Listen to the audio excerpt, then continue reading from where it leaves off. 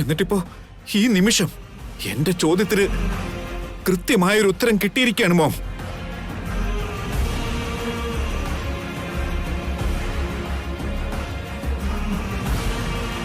ആ ഉത്തരമാണ് ഇപ്പൊ മേഘനയുടെ കഴുത്തി കിടക്കുന്ന ആ താലി.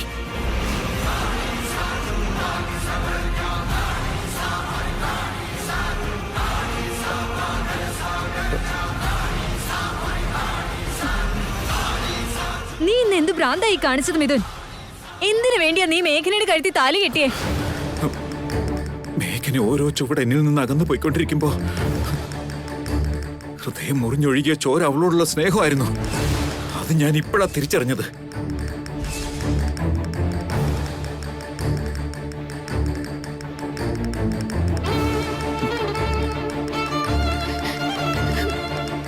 എന്റെ സ്വാർത്ഥതയ്ക്ക് ഈഗോയ്ക്കും ഞാൻ അവളെ ബലിയാടാക്കിയപ്പോ അരുതേ അരുതെന്ന് 100 വട്ടം ആ മനസ്സെന്നോട് പറഞ്ഞു.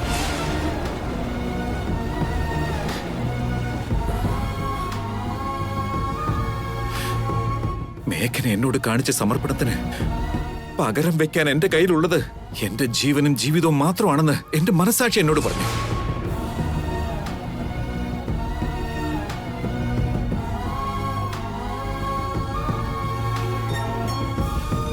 എന്റെ മേഘനയെ ഞാൻ ഇനി ആർക്കും വിട്ടുകൊടുക്കില്ല. അവൾ എന്റെ മാത്രം. അപ്പൊ മഞ്ജരിയുടെ ജീവിതത്തിൽ എന്ത് ഉത്തരാ നീ പറയാൻ പോന്നെ? മതി, ഒന്ന് നിർത്തുന്നുണ്ടോ പ്രിയമതേ?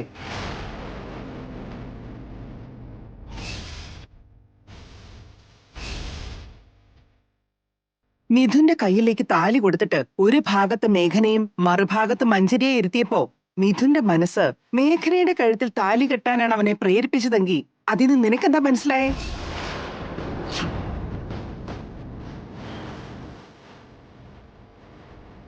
ഇപ്പോഴാണ് എന്റെ മിഥുൻ മോൻ യഥാർത്ഥത്തിൽ തനിക്ക് ആരോടാണ് സ്നേഹമെന്ന് തിരിച്ചറിഞ്ഞത്.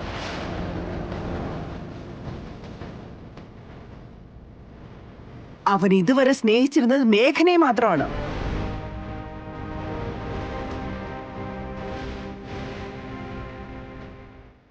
മഞ്ജരിയുമായിട്ട് അവന് പ്രേമമാണെന്ന് നിങ്ങളൊക്കെ പറഞ്ഞു പറഞ്ഞ് അവന്റെ തലയെ കുത്തിക്കയറ്റിയതാ.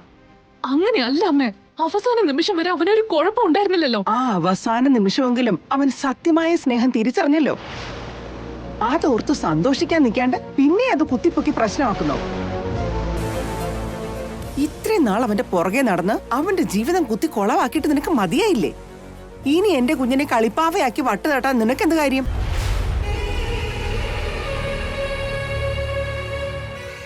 അവസാന നിമിഷം വരെ മേഘനമോള് ഭർത്താവിൽ മനംമാറ്റം ഉണ്ടാകുമെന്ന് ഉറച്ചു വിശ്വസിച്ചു. ആ വിശ്വാസത്തോടെയാ അവൾ ഈ കതിർമണ്ഡപത്തിൽ കയറിയത്.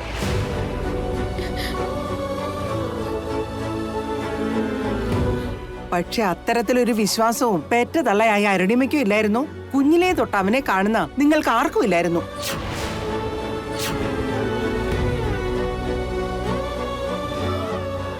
മിഥുനെ മനസ്സിലാക്കാൻ ഇന്ന് വരെ ഈ വീട്ടിൽ ആർക്കും സാധിച്ചിരുന്നില്ല എന്നതാണ് സത്യം. പ്രേമമാണെന്നും പറഞ്ഞ് കൊടിയും പിടിച്ചോണ്ട് പിന്നാലെ നടന്നിരുന്ന മഞ്ജരിക്ക് പോലും അവന്റെ ഉള്ളിൽ എന്തായിരുന്നെന്ന് മനസ്സിലായില്ല. ഈ ജന്മ അവന്റെ മനസ്സിൽ ഒരാൾക്കേ സ്ഥാനമുള്ളൂ എന്ന് ഇപ്പൊ അവനും തിരിച്ചറിഞ്ഞു.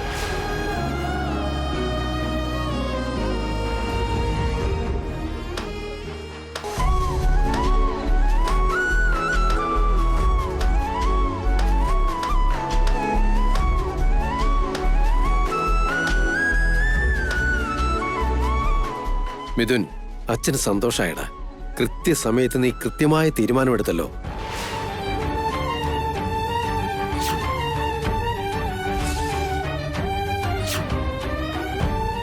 നിനക്ക് മനംമാറ്റം ഉണ്ടാകാൻ വേണ്ടി ഞങ്ങൾ കാത്തിരിക്കുകയായിരുന്നു. അവസാന നിമിഷമെങ്കിലും നീ എല്ലാം തിരിച്ചറിയുമെന്ന് ഞങ്ങൾക്കെല്ലാം നല്ല ഉറപ്പുണ്ടായിരുന്നു. എന്നാലും അവസാന നിമിഷം വരെ നിനക്കൊരു കുലുക്കവുമില്ലെന്ന് കണ്ടപ്പോ എനിക്ക് അടിമുടി വരച്ചു പോയടാ. എന്നിട്ടും മേഘന മാത്രം നീ തിരിച്ചു വരുമെന്ന് ഉറച്ചു വിശ്വസിച്ചു. എന്തൊക്കെയാണെങ്കിലും അവളുടെ വിശ്വാസം തകരാതെ ആ ദൈവം കാത്തു.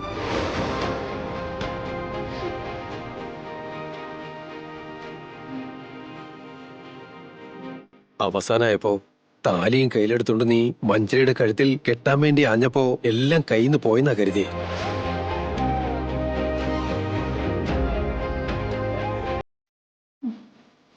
ഭൂമിദേവിയെക്കാളുമൊക്കെ ക്ഷമയുള്ളവളാടാ നിന്റെ ഭാര്യ. അവളെ വിട്ടുകളയുന്നത് നിന്റെ ജീവിതത്തിലെ ഏറ്റവും വലിയ നഷ്ടമാകും. ഒരിക്കലും അതിന് ശ്രമിക്കരുത്. മേഘനയില്ലാണ്ട് നിന്റെ ജീവിതം പൂർണ്ണമാകില്ലെന്ന് ഇപ്പോഴെങ്കിലും മനസ്സിലായോടാ. മേഘനയാടാ നിന്റെ സർവ്വഭാഗ്യവും.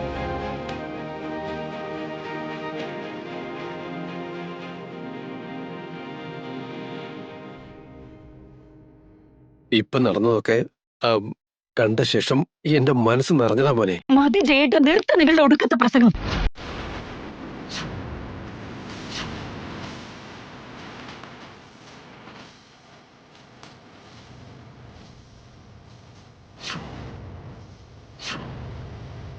ഇതൊന്നുമല്ല ഇവിടെ നടക്കേണ്ടിയിരുന്നത്.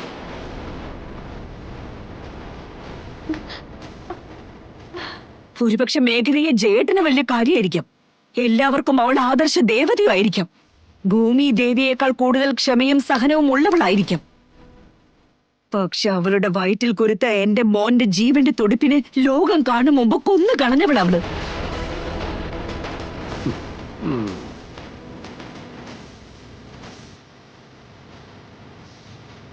അതെന്താ ഇപ്പൊ എല്ലാവരും ആ കാര്യങ്ങളൊക്കെ മറന്നു കളഞ്ഞത്? നിങ്ങൾ എല്ലാരും അവളെ എത്രയൊക്കെ ന്യായീകരിച്ചാലും ആ ഒരു കാര്യത്തിൽ എനിക്ക് മേഘനയോട് ക്ഷമിക്കാനാവില്ല.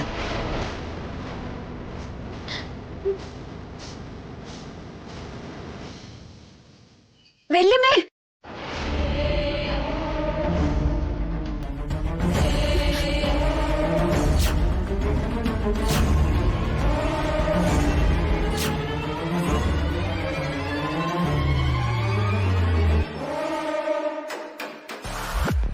ഈ കാര്യത്തിൽ വല്യമ്മ ക്ഷമിക്കേണ്ടത് മേഘനേട്ടത്തിയോടല്ല, എന്നോടാണ്.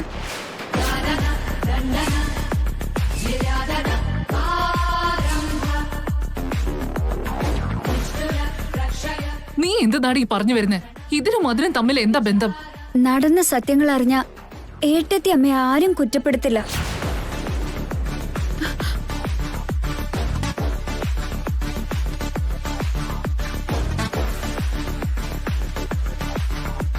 സത്യം എന്താണെന്ന് അറിയാതെയാണ് നിങ്ങൾ എല്ലാവരും ബഹളം വെക്കുന്നത്. സത്യോ? എന്ത് സത്യാടി? സഞ്ജനെ, നീ ഒരു അക്ഷരം മിണ്ടിപ്പോരുത്. അങ്ങനെ പറയല്ലേ ഏട്ടത്തി.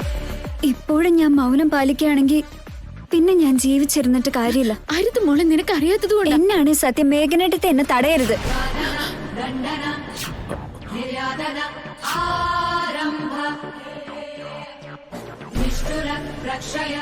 എടി സഞ്ജനെ, എന്ത് നടി ഈ വേഷം കെട്ട്? ഏത് സത്യം നീ വിളിച്ചു പറയുന്നേ? എന്നാ അതങ്ങ് പറ. ഏട്ടത്തിയമ്മ ഒരിക്കലും ഗർഭിണിയായിട്ടേ ഇല്ല മോം.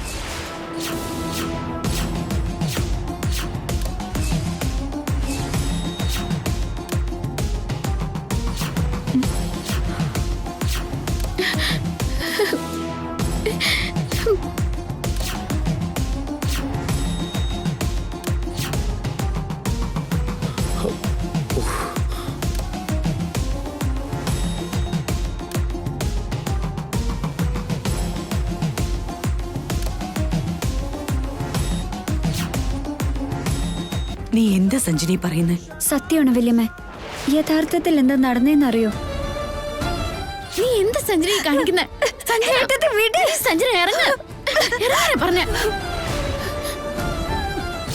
എനിക്കും ആകാശനും ഉണ്ടായിരുന്ന ബന്ധം അറുത്തു മുറിച്ചറിയാൻ നിങ്ങൾക്ക് കഴിഞ്ഞിരിക്കും. പക്ഷെ അവൻ കാരണം എന്റെ വയറ്റിൽ വളർന്നുകൊണ്ടിരിക്കുന്ന കുഞ്ഞിനെ ഞാൻ എന്ത് ചെയ്യണം?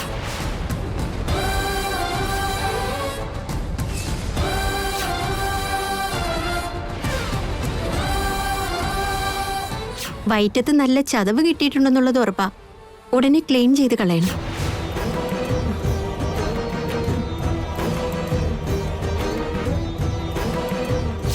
പേഷ്യന്റിന്റെ പേര് പറയൂ. കല്യാണം കഴിയാത്ത കുട്ടിയാ, വെറുതെ പേരുദോഷം ഉണ്ടാക്കണ്ട. മേഘന.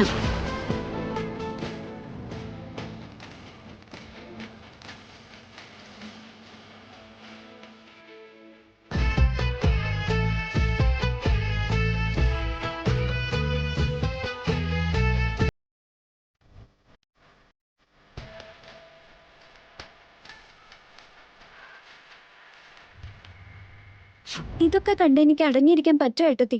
ഞാൻ ഇപ്പൊ തന്നെ വലിയേട്ടനോട് നടന്നതെല്ലാം പറയാൻ പോവാ. നീ സത്യം പറയരുത്. എന്നെ തൊട്ട് സത്യം ചെയ്യ.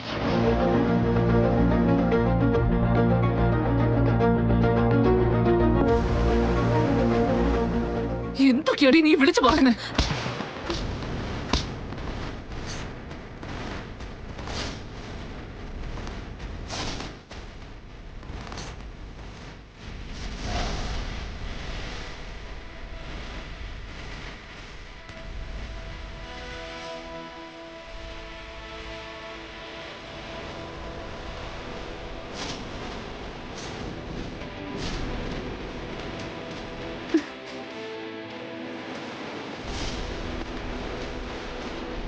മോളെ തല്ലാൻ അധികാരം കാണിക്കുമ്പോ ഒരു കാര്യം മോൻ മറക്കുന്നു.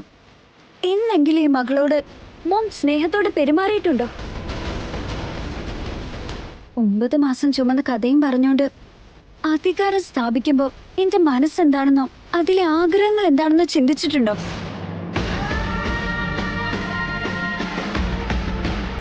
എന്നെ മനസ്സിലാക്കിയത് മേഘനേട്ടത്തെ മാത്രം. എന്റെ മുഖം ഒന്ന് വാടിയ ഒറ്റ നോട്ടത്തിൽ ഏട്ടത്തി കണ്ടുപിടിക്കും. മേഘനേട്ടത്തി മാത്രം ഉണ്ടായിരുന്നില്ലെങ്കിൽ ഞാൻ എന്നെ ആത്മഹത്യ ചെയ്യായിരുന്നു.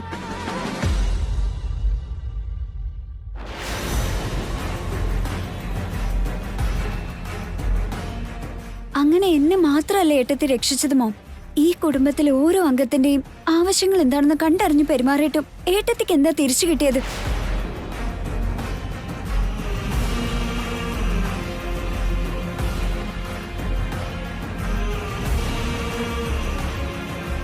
ആട്ടും തുപ്പും മാത്രമല്ല ഏട്ടത്തെ അനുഭവിച്ചത്.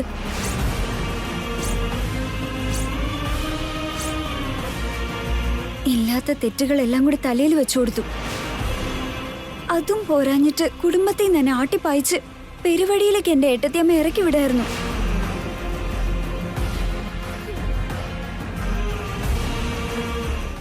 ഇതിനു വേണ്ടിയല്ലേ നിങ്ങൾ എല്ലാവരും കൂടി കച്ച കെട്ടി ഇറങ്ങി തിരിച്ചു പോരാടിയത്? രാമനെ പരിണയിച്ച് അയോധ്യയിലെത്തിയ സീതാദേവി ഇത്രയേറെ കഷ്ടപ്പെട്ടിട്ടുണ്ടോന്ന് എനിക്കിപ്പോഴും സംശയമുണ്ട്. പക്ഷെ ഇവിടേക്ക് കയറി വന്ന ഏട്ടത്തിക്ക് ഓരോ ക്ഷണവും അനുഭവിക്കേണ്ടി വന്നത് നരകയാതന മാത്രമായിരുന്നു.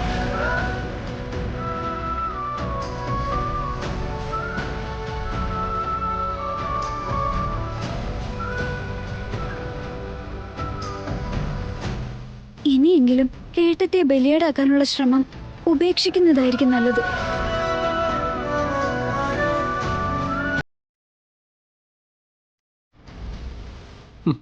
നീ ഇപ്പൊ എന്തോന്നും മിണ്ടാതെ നിൽക്കുന്നേ? മിഥുൻ ചെയ്തത് തെറ്റാണോ ശരിയാണോ എന്നുള്ളത് ഇപ്പൊ പറ.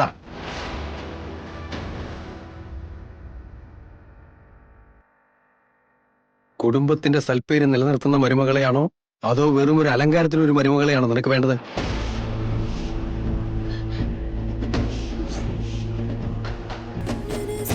ജാതകത്തിന്റെ പേരും പറഞ്ഞ് മേഘനയെ കണ്ടെത്തി മിഥുന് കല്യാണം കഴിച്ചു കൊടുത്തത് കൊണ്ടല്ലേ അവള് ഇത്രയേറെ യാതനകൾ അനുഭവിച്ചതും ഇന്നിങ്ങനെ ഒരു കുറ്റവാളിയായി നിൽക്കുന്നതും.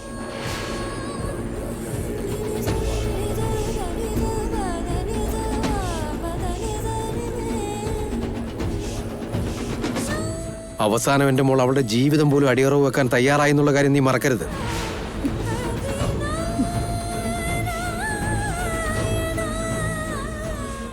ഈ പാവം പെൺകുട്ടിയോടുള്ള കടപ്പാട് നമുക്ക് ഈ ജന്മത്തിൽ തീർക്കാൻ കഴിയുമോ അരുമേ? അത്രയേറെ ത്യാഗങ്ങളാ മേഘന നമുക്ക് വേണ്ടി ചെയ്തിരിക്കുന്നത്.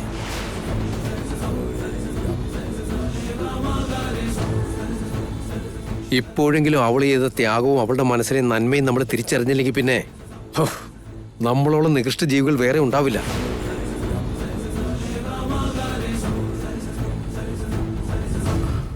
എന്നോട് ക്ഷമിക്കണം മേഘനെ. അയ്യോ മിഥുനേട്ടൻ എന്നോട് ക്ഷമ ചോദിക്കുന്നത് എന്തിനാ? ചോദിക്കണം മേഘനെ. നിന്റെ കഴുത്തിൽ ഞാനൊരു താലി കെട്ടിയപ്പോ തൊട്ട് നിന്നെ സംരക്ഷിക്കേണ്ടത് ഞാനാ.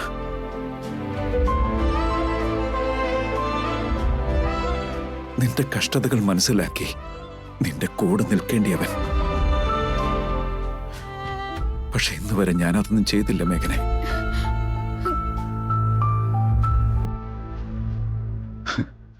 മറിച്ച് മറ്റുള്ളവരോടൊപ്പം ചേർന്ന് നിന്നെ തെറ്റിദ്ധരിക്കുകയും ചെയ്തു.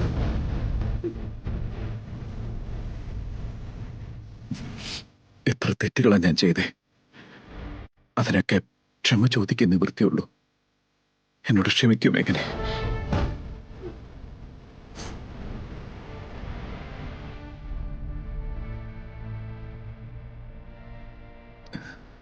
പറയൂ മേഘനെ, നീ എന്നോട് ക്ഷമിക്കില്ലേ? ക്ഷമയുടെ പര്യായമല്ലട മോനെ നിന്റെ ഭാര്യ മേഘന. അവളുടെ മൗനത്തിൽ നിന്ന് മനസ്സിലാകുന്നില്ലേ അവള് നിന്നോട് ക്ഷമിച്ചെന്ന്? കൊള്ളാം മിഥുൻ, വളരെ നന്നായിരിക്കുന്നു. ഇത്രയും നാള് എന്നോട് പ്രേമാണെന്ന് പറഞ്ഞ് നടന്നിട്ട് ഇപ്പൊ അവളുടെ കഴുത്തി താലി കെട്ടിക്കൊടുത്തില്ലേ? ഹ, ഇത്രയും കാലം ഞാൻ നിനക്ക് വേണ്ടി മാത്രം കാത്തിരുന്നവളാണെന്ന് അറിഞ്ഞുകൊണ്ട് ഇന്ന് എന്നെ നിഷ്കരണം മാറ്റി നിർത്താൻ നിനക്ക് എങ്ങനെ തോന്നി?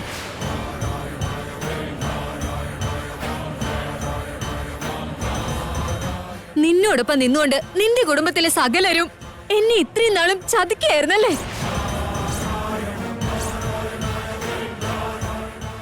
എന്റെ ജീവിതം നിങ്ങൾ എല്ലാവരും കൂടി തകർത്തത്.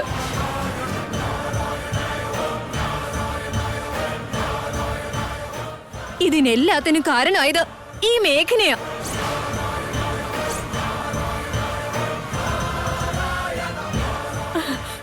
ഈ പൂതനയെ ഞാൻ ഇനി ജീവനോടെ വിടാൻ പോകുന്നില്ല. ഇപ്പൊ തന്നെ നിന്നെ ഞാൻ കൊന്നുകളയും. കിട്ടിയതൊന്നും പോരെ നിനക്ക്. ഞാൻ പറഞ്ഞതല്ലേ മറ്റൊരുത്തിയെ കെട്ടിവൻ നിന്റെ വെറുതിക്ക് നിക്കില്ലെന്ന്.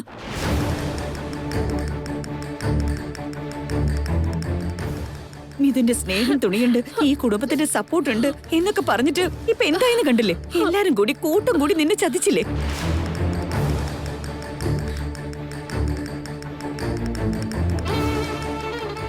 പ്രേമാണെന്ന് പറഞ്ഞ് ഇത്രയും നാള് ജീവിതം നശിപ്പിച്ചത് മതി.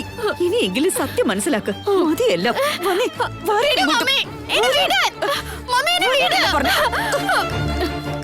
മര്യാദക്ക് ഇങ്ങോട്ട് നടക്കാനല്ലേ പറഞ്ഞ.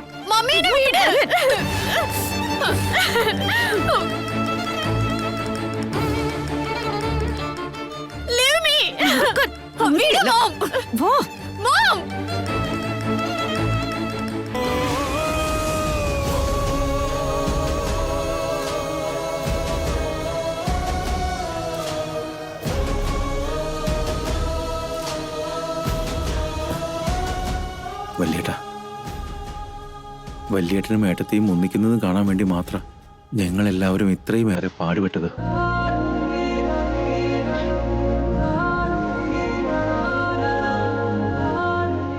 ഏട്ടത്തിയമ്മ നല്ലവളാ വല്യേട്ടാ. ഏട്ടനെ തന്റെ ജീവനേക്കാളേറെ സ്നേഹിക്കുന്നുണ്ട്. ഏട്ടത്തിയെ നഷ്ടപ്പെടുത്തരുത്. അത് ഏട്ടന് തന്നെയായിരിക്കും കൂടുതൽ നഷ്ടം.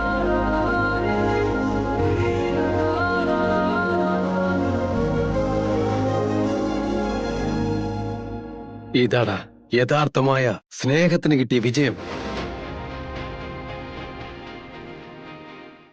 കല്യാണം സ്വർഗത്തിൽ നിശ്ചയിക്കപ്പെടുന്നതെന്ന് നീ കേട്ടിട്ടില്ലേ?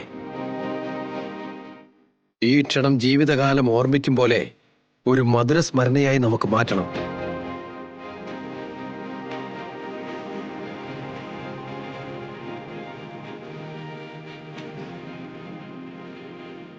കല്യാണത്തിൻ്റെതായ സകല ചടങ്ങുകളും ഇന്ന് ഈ സന്തോഷവേളയോടനുബന്ധിച്ച് നമുക്ക് നടത്തണം. വാടാ വിവേകേ.